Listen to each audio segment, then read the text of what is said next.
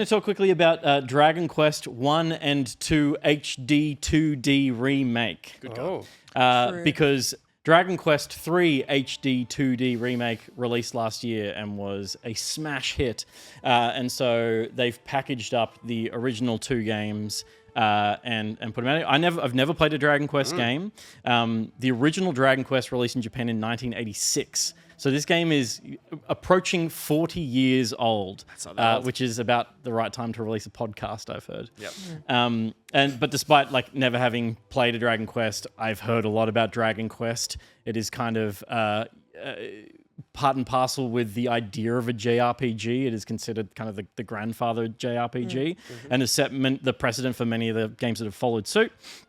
These are ground-up remakes, and they capture the essence of the original games with some quality of life upgrades and obviously a very big graphics overhaul that still feels like it could have been on the SNES the way you remember it, but it definitely isn't, or the NES even. I have played a few hours of Dragon Quest 1. I've played the opening of Dragon Quest 2, and both are very simplistic stories about good and evil, heroes and villains. You're the embodiment of heroism as the descendant of a legendary warrior from a bygone era, of course. Ain't that always the way?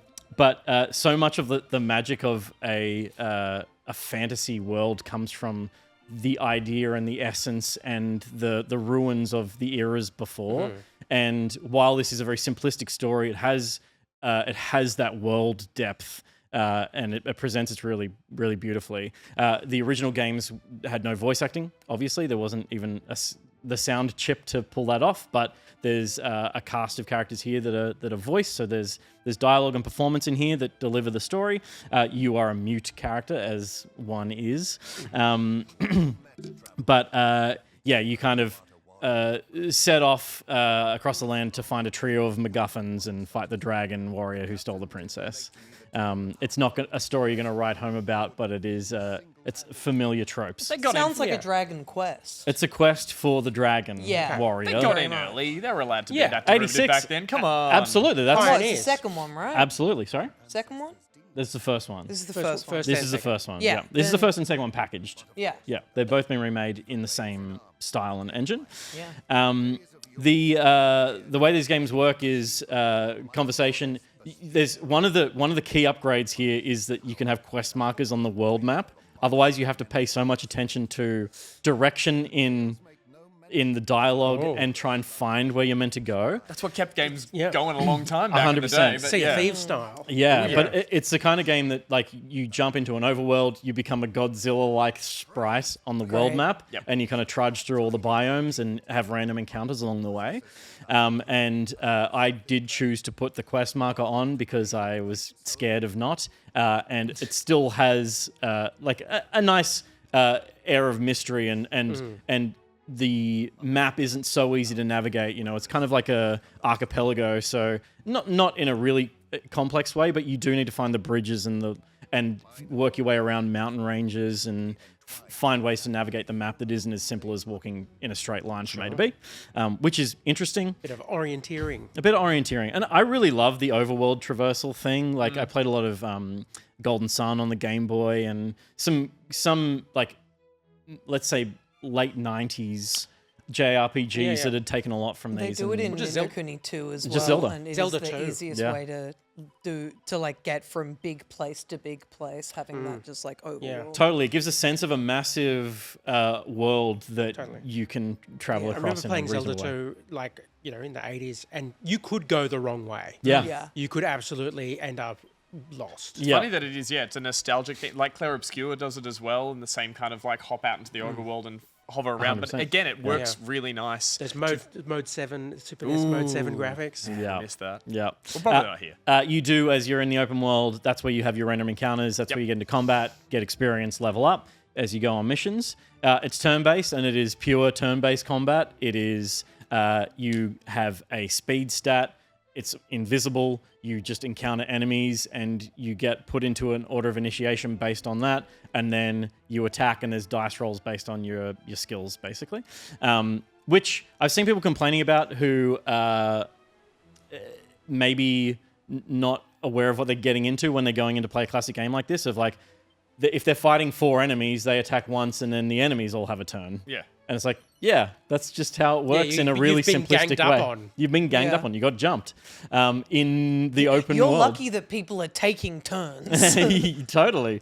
But there's they haven't added any systems to it like a Clair Obscure, parry, dodge. It is really pure, and it's about managing your health.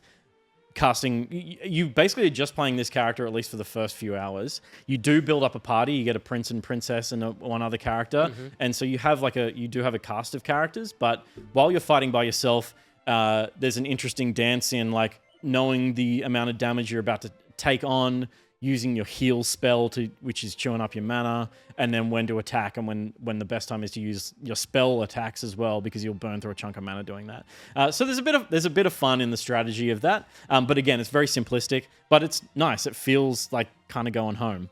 And then of course there's new art, there's new music. Well, there's revamped music. It's the same melodies, but it's just stunning, and the animations are really beautiful, and there's a lot of in this sprite, very simplistic animations, but there's a lot of emotiveness in it, and in the way that it interacts with characters, because again it's mute, but there's a shoulder shrug, or even they use the typical like question mark over the head when you're confused, that kind of thing.